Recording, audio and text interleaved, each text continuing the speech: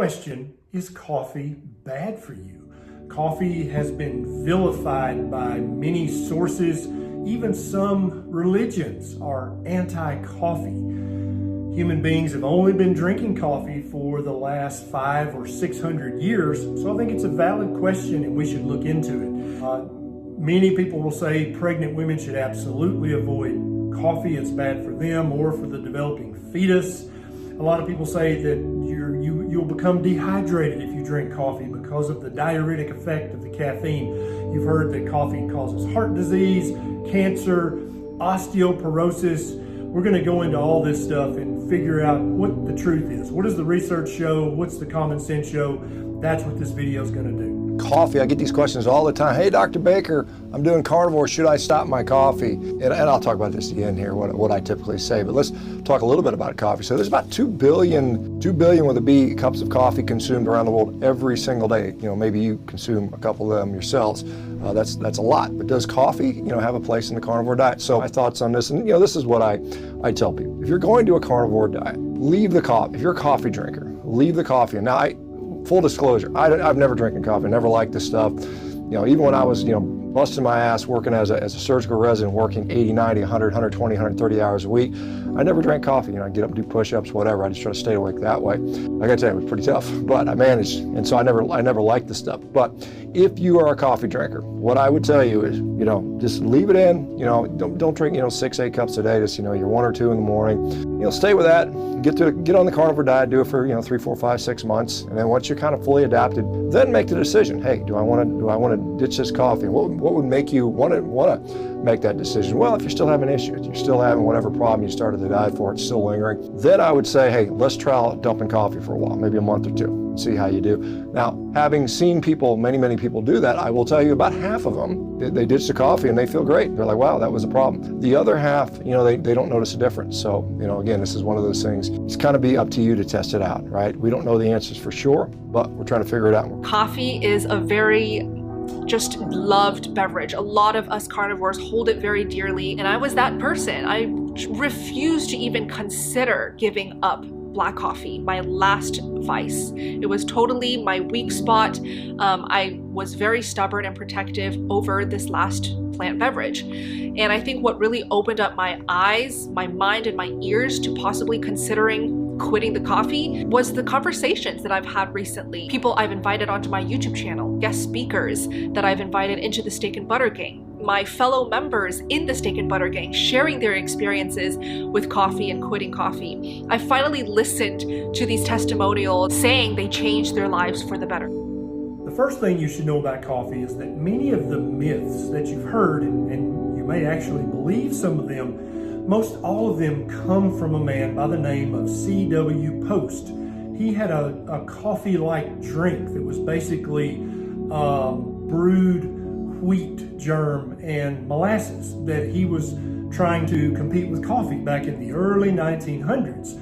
And so he would buy full-page ads in different magazines and newspapers saying that coffee caused this, coffee would stunt your child's growth, coffee would hurt you in this, that, or the other way. That's where many of these myths came from. There definitely are a few negative consequences from drinking coffee, but most of them are cosmetic, self-limited, and not dangerous at all. The contentious relationship between coffee and the carnivore diet persists, as its plant-based essence challenges the meat-centric ethos of this dietary regimen. Motivations behind embracing the carnivore lifestyle vary, shaping individuals' preferences for different diet styles. Whether one permits coffee consumption or ponders its compatibility with their carnivorous journey hinges on personal goals. This video endeavors to elucidate the advantages and pitfalls of integrating coffee into the carnivore diet, offering clarity to those navigating this nutritional landscape. Join us as we delve into the intricacies without delay. The carnivore diet stands as a bold and controversial contender, advocating for a radical departure from conventional nutritional wisdom. Embraced by a growing number of adherents, this diet revolves around the consumption of animal products while eschewing plant-based foods entirely.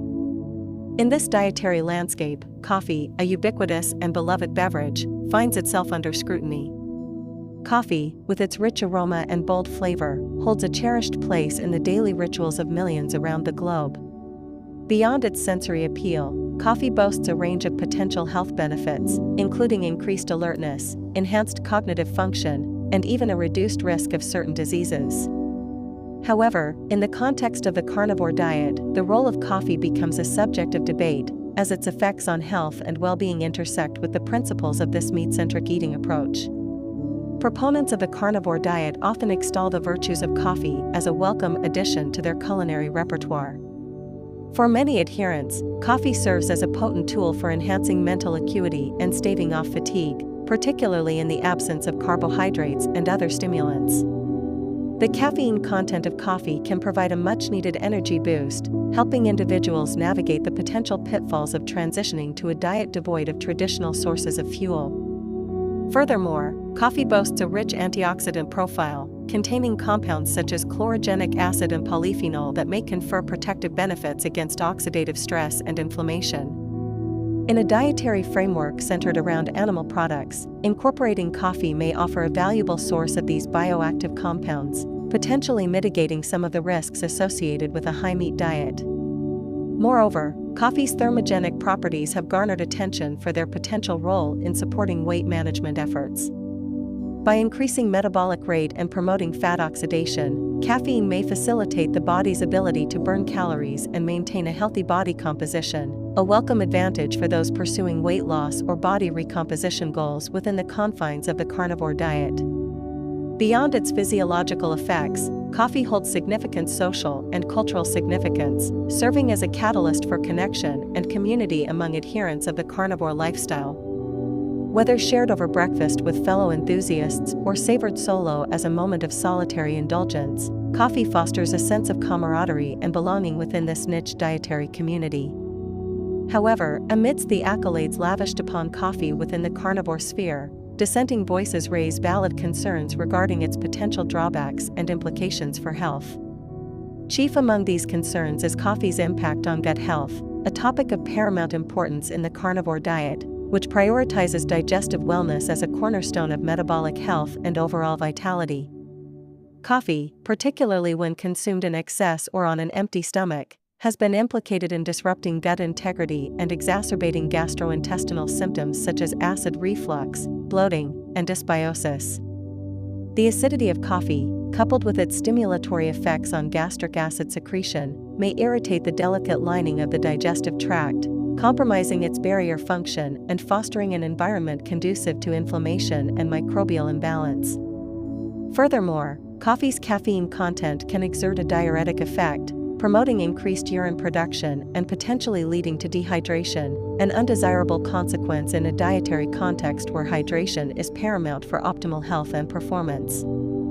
Dehydration can impair cognitive function, diminish exercise capacity, and exacerbate symptoms of electrolyte imbalance, posing a significant challenge for carnivore adherents striving to maintain peak physical condition.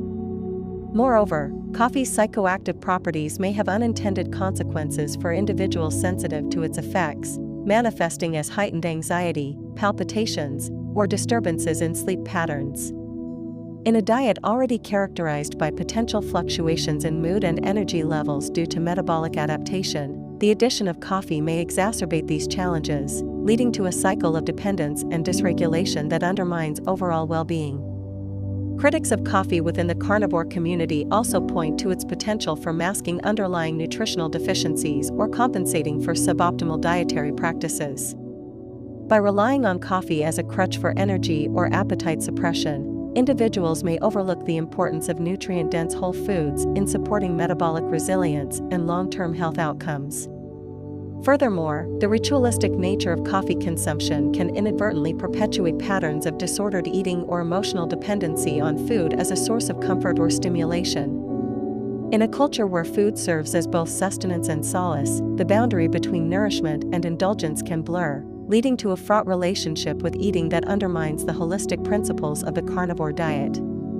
In conclusion, the role of coffee within the carnivore diet is a multifaceted and nuanced issue, with proponents and detractors alike offering compelling arguments for its inclusion or exclusion from this unconventional eating approach. While coffee's potential benefits for cognitive function, metabolic rate, and social cohesion are undeniable, its impact on gut health, hydration status, and psychological well-being warrants careful consideration. Ultimately, the decision to incorporate coffee into a carnivore diet should be guided by individual preferences, tolerances, and health goals, with mindful attention to moderation and balance. By approaching coffee consumption with awareness and intentionality, carnivore enthusiasts can harness its potential benefits while mitigating its potential pitfalls, fostering a sustainable and harmonious relationship with food within the context of this unique dietary paradigm. If you enjoyed this video, you will also like my video on dairy and the carnivore diet. Thank you for watching, and don't forget to subscribe.